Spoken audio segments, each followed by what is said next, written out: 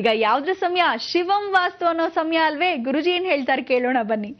ಗುರುಜಿ, ಶಿವಂ ವಾಸ್ತುಲಿ ಇವತ್ತು ಅರ್ಧವರ್ಣದ ಬಗ್ಗೆ ತಿಳಿಸ್ಕೊಡ್ತೀನಿ ಅಂತ ಹೇಳ್ತಿದ್ರಿ. ಏನ್ ಗುರುಜಿ ಈ ಅರ್ಧವರ್ಣ ಅಂದ್ರೆ? ಖಂಡಿತ ಹೇಳ್ತೀನಿ. ಎಲ್ಲ ವೀಕ್ಷಕ ಬಾಂಧವರೇ ಭದ್ರವಾಗಿ ಕೂತಿದ್ದೀರಾ? ಬಹಳ ಸಂತೋಷ. ನೋಡಿ, ಮನೆ life is full of colours ಅಂತೀವಿ. ಭಗವಂತನ ಕೃಪಾ ಕಟಾಕ್ಷ ಜೀವನ ತುಂಬ ಸಂತೋಷ ಅಂತ. ಈ ಸಂತೋಷ ಎಲ್ಲಿ ಬರುತ್ತೆ? ಬಣ್ಣ ಬಣ್ಣದ ಲೋಕವನ್ನು ನೋಡಿದಾಗ, ಹೌದಲ್ವೇ? ಮನೆಗೆ ಯಾವ ಕಾಲಕ್ಕೂ ಕಳೆ ಬರಬೇಕು. ಆ ಕಳೆ ಹೇಗೆ ಬರುತ್ತೆ? ಮೊದಲು ಶಿವನ ಸ್ವಾಗತ ಮಾಡೋಣ, ತದನಂತರ ಮಾತಾಡೋಣ. ಬನ್ನಿ ವೀಕ್ಷಕರೇ.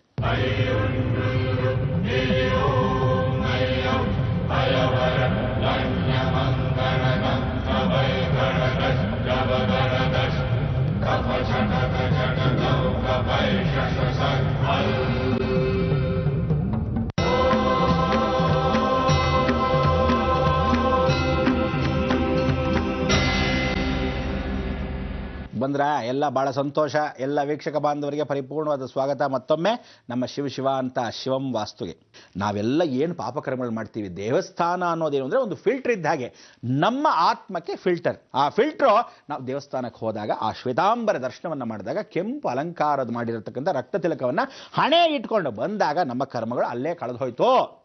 ಎಷ್ಟು ಚೆನ್ನಾಗಿತ್ತು. ಅದಕ್ಕೆ ಈ ಒಂದು ಕಾನ್ಸೆಪ್ಟಲ್ಲಿ ಏನು ಮಾಡೋದು, ಮನೆಗೆ ಗೋಪಿ ಚಂದನವನ್ನು ಹಚ್ಚೋರು, ಊರೂರಿಗೂ ನೋಡ್ತಾ ಇದ್ದ ಎಷ್ಟು ಚೆನ್ನಾಗಿರ್ತಿತ್ತು. ಕೆಲವರು ಆಮೇಲೆ ಏನು ಮಾಡ್ತಾ ಬಂದರು, ಹಳ್ಳಿಗಳಲ್ಲಿ ಹೋಗಲಿ ಒಂದು ಕೆಲಸ ಮಾಡಿ, ಹೈ ಸೊಸೈಟಿ ಇರೋ ಜನಗಳನ್ನ, ಅಂದರೆ ಅವ್ರು ಏನು ಮಾಡೋದು, ಮೇಲ್ವರ್ಗ ಜನಗಳನ್ನ, ಮೇಲ್ದರ್ಜೆ ಜನಗಳನ್ನ, ಅಂದರೆ ಏನು ಮಾಡೋರು, ಬ್ರಾಹ್ಮಣ, ಅದಾದಮೇಲೆ ಕ್ಷತ್ರಿಯ, ವೈಶ್ಯರು, ಶೂದ್ರಾದಿಗಳು ಹೆಂಗೆ ಗೊತ್ತಾಗ್ತಿತ್ತು? ಕೆಲವರು ಹೇಳೋರು, ಇದು ಶೂದ್ರ ಮನೆ ಗೊತ್ತಾಗಬೇಕಣ, ಹೆಂಗಂದ್ರೆ ಹೆಂಗೆ ಅವನು ನಮ್ಮ ಲೆವೆಲ್ಗೆ ನಾವು ಮಾಡೋದು ಅಂತ ಆ ಕಾಲದಲ್ಲಿ ಜಗಳಾಡೋರಂತೆ.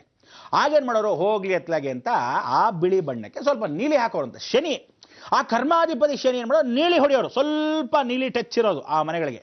ಓಹೋ, ಇದು ಇವನ ಮನೆ, ಇದು ಇವನ ಮನೆ ನೋಡಿ. ಆಗ ಅಲ್ಲೂ ಡಿಫ್ರೆನ್ಸಿಯೇಷನ್ ಮಾಡೋರು. ಭಗವಂತ ಎಷ್ಟು ಮಟ್ಟಿಗೆ ಜನಕ್ಕೆ ಬುದ್ಧಿ ಅಂದರೆ ಇದೊಂಥರ ದುರ್ಬುದ್ಧಿ ಅಂತ ಹೇಳ್ಬೋದು. ಆದರೆ ಏನಾಗ್ತಿತ್ತು, ಈ ನೀಲಿ ವರ್ಣ ಅಂದರೆ ಕಷ್ಟಪಟ್ಟು ಕೆಲಸ ಮಾಡಿ ಬರ್ತಿದ್ದಂತೆ. ಅದಕ್ಕೆ ಹೇಳೋದು, ಜೀವನದಲ್ಲಿ ಪ್ರತಿಯೊಬ್ಬ ಮನುಷ್ಯನಿಗೂ ಪರಿವರ್ತನೆ. ಆಗ ಕೆಲವರೆಲ್ಲ ಈ ಮನೆಗೆ ಬಂದಾಗ ಇದು ಬ್ರಾಹ್ಮಣರ ಮನೆ, ಇದೆಲ್ಲ ಕ್ಷತ್ರಿಯರ ಮನೆ, ಇದೆಲ್ಲ ಶೂದ್ರರ ಮನೆ ಅಂತ ಹೇಳಿ ಆ ಕಾಲದಲ್ಲಿ ಮಾಡ್ತಿದ್ರಂತೆ. ಇದನ್ನು ಚೇಂಜ್ ಆಗ್ತಾ ಆಗ್ತಾ ಕಾಲಕ್ರಮೇಣ ಇವತ್ತು ಡಿಸೈನ್ ಬಂದಿದೆ ನೋಡಿ. ಕೆಲವರು ಹೊಡಿತಾರೆ ಡಿಸೈನು, ಹಬ್ಬ ಗಾಡಿ ಕಲರು, ಹಿಂಗೆ ನೋಡಿದ ತಕ್ಷಣ ಇದು ಕಪಡ ಕೊಡ್ದಾಣ ಅನ್ಸುತ್ತೆ. ಆದರೆ ಏನಂತೆ, ವಾಸ್ತುವಲ್ಲಿ ಏನು ಹೇಳುತ್ತೆ, ಸೈಂಟಿಫಿಕ್ ವಾಸ್ತು ಅಂತ ಕೆಲವರು ಹೇಳ್ತಾರೆ. ಕೆಲವರು ಏನು ಮಾಡ್ತಾರೆ, ಚೈನಾ ವಾಸ್ತು. ಅದು ಎಲ್ಲಿಂದ ಹುಡ್ಕೊಂಬಂದ್ರು ಚೈನಾ ವಾಸ್ತು? ನಮ್ಮದೇ ಎತ್ಕೊಂಡು ಹಮಾರೆ ಬಿಲ್ಲಿ ಹಮ್ಕೋ ಮ್ಯೂ, ನಮ್ದು ಎತ್ಕೊಂಡು ಹೋಗಿ ಪುಟ್ಕೋಸಿ ನಮಗೆ ತಿರುಗಿ ಮಾರೋದು. ಇದನ್ನೆಲ್ಲ ನಾವು ಶಾಸ್ತ್ರ ಸಂಪ್ರದಾಯವಾಗಿ ಹೇಳ್ತಾ ಬಂದರೆ, ಇಲ್ಲೆಲ್ಲ ಚೈನಾದವನು ಹೇಳ್ದ ಅನ್ನೋದು. ಚೈನಾದವನು ಏನು ಹೇಳಿಲ್ಲ. ಇದರಲ್ಲಿ ನಮ್ಮಲ್ಲೇ ಇರ್ತಕ್ಕಂಥ ಶಾಸ್ತ್ರ ಏನು ಹೇಳುತ್ತೆ ಅಂದರೆ, ಮನೆಗೆ ಯಾವತ್ತು ರಾವು ಬಡ್ದಂಗೆ ಒಂದು ದೃಷ್ಟಿ ಬೊಂಬೆ, ಅದನ್ನೇನು ಮಾಡೋರು, ದೊಡ್ಡ ದೃಷ್ಟಿ ಆಕಾರದಲ್ಲಿ ಮೇಲ್ಗಡೆ ಒಂದು ಬಣ್ಣ ವಿಕಾರವಾಗಿ ಬಿಟ್ಬಿಡೋರು. ಹೇಗೆ ಬಿಡೋರು? ತೆಂಗಿನಕಾಯಿ ಮರಗಳಿಗೆಲ್ಲ ಭಾಳ ಚೆನ್ನಾಗಿ ಪೇಂಟ್ಗಳು ಹೊಡೆಯೋರು. ಈ ಇಡೀ ಮನೆಯೆಲ್ಲ ಬಣ್ಣ ಹೊಡೆದಿದ್ರು ಸಹ ಒಂದು ಕಡೆ ಬಣ್ಣ ಬಿಟ್ಬಿಡೋರು. ಹಾಗೆ ನೋಡಿದಾಗ ಅಲ್ಲಿ ಕುಂಬಳಕಾಯಿ ಕಟ್ಟೋರು. ಆಗೇನು ಮಾಡ್ತಿದ್ರು, ಇದ್ಯಾಗ ಬಣ್ಣ ಬಿಟ್ಟಿದೆ ಅಂದರೆ ದೃಷ್ಟಿ ಎಲ್ಲಾರ್ದು ಅಲ್ಲಿ ಹೋಗಲಿ ಅಂತ. ಈಗ ಚೈನಾ ವಾಸ್ತು ಏನು ಹೇಳುತ್ತೆ ಅಂದರೆ, ಎಲ್ಲರ ಮನೆಗೂ ಒಂಥರ ಎಲ್ಲೋ, ಎಲ್ಲ ಬ್ಲೂ, ಒಂದು ಕಡೆ ಗ್ರೀನ್, ಒಂದು ಕಡೆ ರೆಡ್, ಹಿಂಗ್ಯಾಕೆ ಅಂದರೆ ಮಖಕ್ಕೆ ಹೊಡೆದಂಗಿದ್ದಾರೆ. ಎಲ್ಲರ ದೃಷ್ಟಿ ಆ ಮನೆ ಮೇಲೆ ಬಿದ್ದರೆ ಥೂಚು ಏನು ದರಿದ್ರ ಅಂತೀವಂತೆ. ಹಂಗಂದಾಗ ಮನೆ ಒಳಗಿರೋರು ಸುಭಿಕ್ಷಾ, ಹೊರಗಡೆ ಇದ್ದವ್ರ ದೃಷ್ಟಿ ಆ ಮನೆಗೆ ಹೋಗಲ್ವಂತೆ. ಆಗ ಆ ದೃಷ್ಟಿ ಹೊಡೆದಂಗೆ ಇಡೀ ಮನೆನೇ ಬಣ್ಣ ಬಣ್ಣ. ಅದಕ್ಕೆ ನೀವು ಹೋಗ್ತಾ ಇರಿ ಟ್ರೈನಲ್ಲಿ, ಯಾವುದೋ ಮನೆ ಎಲ್ಲೋ ರೆಡ್ಡು ಬ್ರೂ ನೋಡೋ, ಅಲ್ಲಿ ತಕ್ಷಣ ನೋಡೋ ಏನು ಸೂಪರಾಗಿ ಕಾಣ್ತಾ ಇದೆ, ದೂರದಲ್ಲಿ ಹೈಲೈಟ್ ಮನೆ, ಆದರೆ ಒಳಗಡೆ ಡೇ ಲೈಟು ಭಾಳ ಚೆನ್ನಾಗಿರ್ತಾರಂತೆ ಲಕ್ಷಣವಾಗಿ. ಅದಕ್ಕೆ ಈ ನಡುವೆ ಏನು ಮಾಡಿಬಿಟ್ಟಿದ್ದಾರೆ ಅಷ್ಟು ಅಂತಾನೆ. ಇನ್ನು ಕೆಲವರು ಕುಡುಕು ಮುಂಡೆ ಮಕ್ಕಳು ಇರ್ತಾರೆ, ದೊಡ್ಡ ದೊಡ್ಡ ಕೋಟ್ಯಾಧೀಶರು. ಅವ್ರೇನು ಮಾಡ್ತಾರೆ ಗೊತ್ತಾ, ನಾನು ಫೇಡೆಡ್ ಲೈಟಲ್ಲೇ ತೀರ್ಥ ಹಾಕೋಬೇಕು. ಯಾಕೆ ಬ್ರೈಟ್ ಲೈಟಲ್ಲಿ ಹಾಕೊಂಡ್ರೆ ಇವ್ನು ಒಳಗೆ ತೀರ್ಥ ಇಳಿಯಲ್ವೇನೋ, ಅದಕ್ಕೋಸ್ಕರ ಏನು ಮಾಡ್ತಾನೆ, ಲೈಟ್ ಕಲರ್ಸ್. ಅದಾ ರಾತ್ರಿ ಕಲರ್ ಹಾಕಿದ್ರೆ ಈ ನನ್ನ ಮಗ ಎಲ್ಲಿದ್ದಾನೋ ಅಂತೂ ಕಾಣಲ್ಲ, ಗ್ಲಾಸ್ ಕಾಣಲ್ಲ, ಇವ್ನು ಹಿಂಗೆ ಹುಡುಕ್ಬೇಕೇನೋ ಅಂತ ಅನ್ಕೋಬೇಕು. ಅಲ್ಲಿ ಬಂದು ಹೆಂಡತಿ ಗೊತ್ತಾಗಬಾರ್ದು ನೋಡಿ, ಎಲ್ಲಿ ಬಗ್ ನೋಡಿದ್ರು ಕಣ್ಣಲ್ಲಿ ಏನು ಮಾಡ್ತಾ ಇದ್ದಾನೆ ನನ್ನ ಮಗ, ಮಲ್ಕೊಂಡಿದ್ದಾನೋ ಎದ್ದಿದ್ದಾನೋ ಗೊತ್ತಿಲ್ಲ. ಆಗ ಆ ಬಣ್ಣ ಹೊಡ್ಸ್ಕೊಂಡಿರ್ತಾನೆ, ಅವ್ನ ರೂಮ್ ಮಾತ್ರ ಡಲ್ಲಾಗಿ.